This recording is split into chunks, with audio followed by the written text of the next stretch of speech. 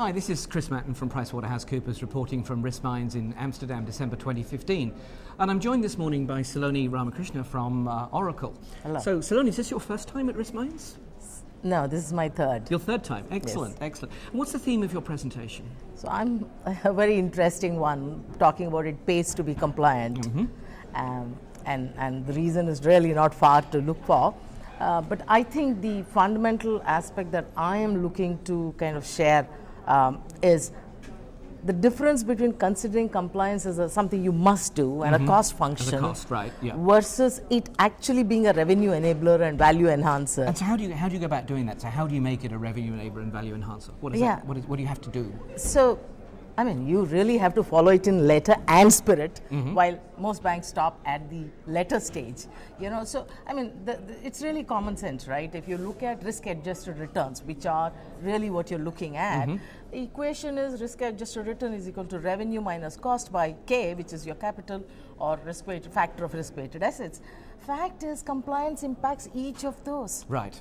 Now, people have always talked about cost of compliance, which is huge, and people have also talked about cost of non-compliance, Which is even bigger. Even bigger. Yeah. But the cost of non-compliance, as people generally see, is just the tip of the iceberg, because you're looking at, I mean, depends on which currency you're talking about, but people say from 2009 to 2013 or 14 actually, 160 billion pounds or 180 billion dollars, depending on what you're talking about. 200 billion is the number I have, but yes, yeah.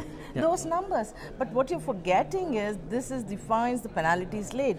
What about the time of the staff and the management which went into it? Right. What about the entire systems and processes that you corrected? And lost business as well. And the business loss. Yeah, yeah. So if you look at this as the 200 that you say, it's an easier number, as X, the actual cost would be at least 4 times that X. Right. And that is a huge thing on your revenue side.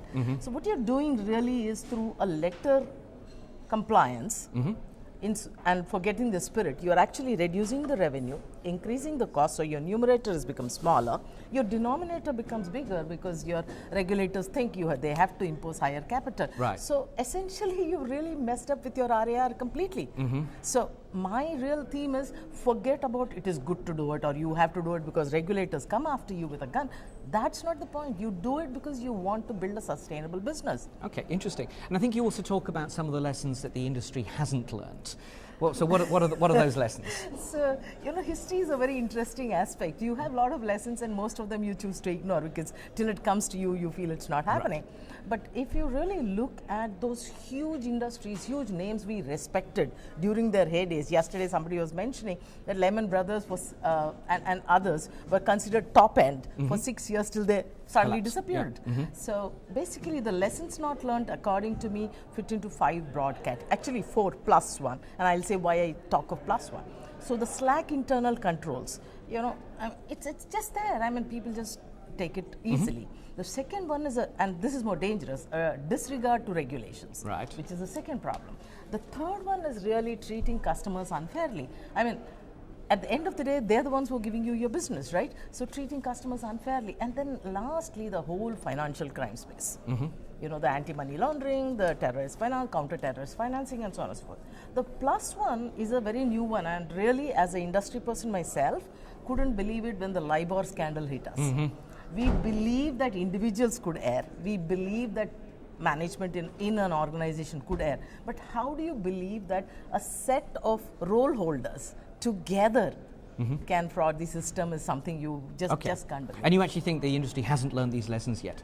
It hasn't. And even though they had the world's most expensive education, right? $200 billion buys an awful lot of MBA courses and conduct courses and ethics courses.